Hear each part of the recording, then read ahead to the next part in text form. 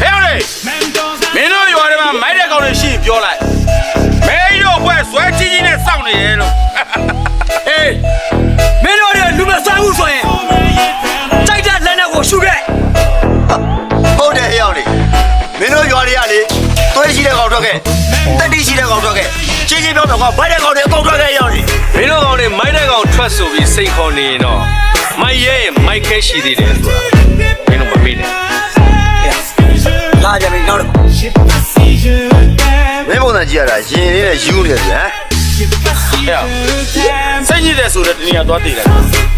ဒီမှာမင်းတို့ရက်လက်စွန့်တုတ်ပေးမဲ့ကောင်တယောက်မှမရှိဘူးလီလိုက်နဲ့ပေတိုင်းနေတယ်တွေးရှိပြေးထီကြီးဟေ့အသွားမတော့တလန်း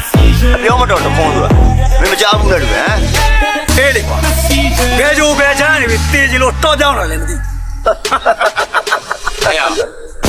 နေဆာဆိုတာရှေ့ပြောင်းနေမကောက်ဘူးအကောင်လိုက်မြင်သွားမယ်နော်လူပြောမတန်လူတန်မပြောဝါရောနဲ့မာကြောနေမဲ့စားငါသဘောသိအောင်လာကြောကြည့်ပါနာကျင်တို့စာတင်နဲ့ဒီမသာစင်လေးကိုတော့တခါချင်းလေးကျွေးလိုက်ရအောင်ဟမ်